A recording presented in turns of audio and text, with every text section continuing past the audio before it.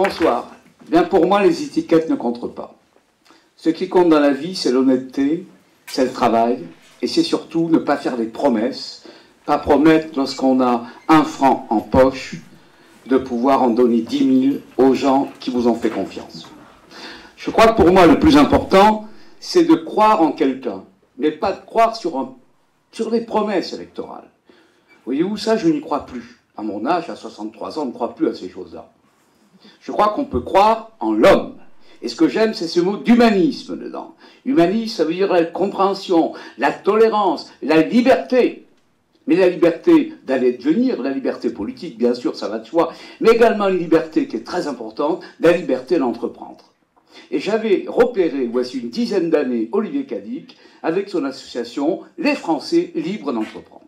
Ensuite, nous nous sommes rencontrés et nous avons, mes chers amis, une passion commune, la bande dessinée. C'est quand même quelque chose, la bande dessinée. On pourrait peut-être même nous appeler Blake et Mortimer. Alors, vous choisissez lequel est Blake, lequel est Mortimer. En tout cas, oui, je suis un homme du centre-gauche. Je suis un humaniste. Maintenant, je défie quiconque ce soir de dire dans cette salle à quoi est-ce qu'on différencie un homme du centre-droit et un homme du centre-gauche. Je crois que nous sommes tous des gens qui vont travailler dans la même direction. Le président de la République nous dit qu'il veut faire du rassemblement. Ben oui, dans son propre parti avec ses amis. Moi, le rassemblement, c'est avec des gens dont j'ai pu être séparé et puis que j'ai retrouvé. C'est ça le vrai rassemblement. Le vrai rassemblement, c'est de tous foncer, de tous marcher ensemble. Et puis je vais vous faire un aveu. Il se serait présenté sous l'étiquette UMP, je serai là aussi ce soir avec lui. Car je crois en l'homme. Je crois en Olivier Cadic. Je sais ce qu'il a fait pour ce lycée. Je sais ce qu'il a fait pour les enseignants. Je sais ce qu'il a apporté pour la communauté française. Le plan école, bien sûr, mais également la lutte contre la double taxation des Français et des étrangers. C'est grâce à des gens comme Olivier Cadic que les Français d'étrangers, nous allons être enfin cette troisième France, car nous existons. N'oubliez pas que nous avons du pouvoir dans une élection. Les Français d'étrangers, nous ne sommes pas rien du tout. Ne nous contenterons pas de l'Assemblée des Français d'étrangers qui n'a pas de vrai pouvoir. Donnons un vrai pouvoir à nos députés. Et puis, quelqu'un de très important également, qui a toujours soutenu Olivier Cadic.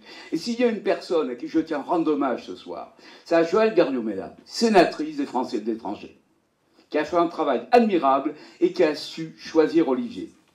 Alors, j'ai noté quelque chose, c'est une phrase qui n'est pas d'Éric Simon, mais qui est d'un grand, grand président du Conseil français, qui n'est pas de mon âge, qui est beaucoup plus âgé que moi puisqu'il est mort, c'est Georges Clemenceau. Ah, c'est Clemenceau. Un homme du Parti radical, un homme qu'on a beaucoup oublié, le père La Victoire. Et il disait, lorsqu'un journaliste de l'Aurore lui demandait, Monsieur le Président, qu'est-ce que pour vous un député? Il disait, écoutez, un député doit être un homme libre, il doit pouvoir voter avec son cœur, sans se référer souvent à son propre parti.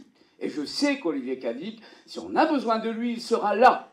Il n'ira pas dire « Ah non, le comité directeur de mon parti me l'a interdit », comme je l'ai trop souvent vu dans les partis politiques. Non, la sénatrice me l'a interdit. Non, non, il dira « Moi je le fais et c'est tout ». Et c'est pour ça, mes chers amis, votez pour un homme en qui vous pouvez avoir confiance. Il s'appelle Olivier Cadic. Olivier, de tout cœur, je suis avec toi.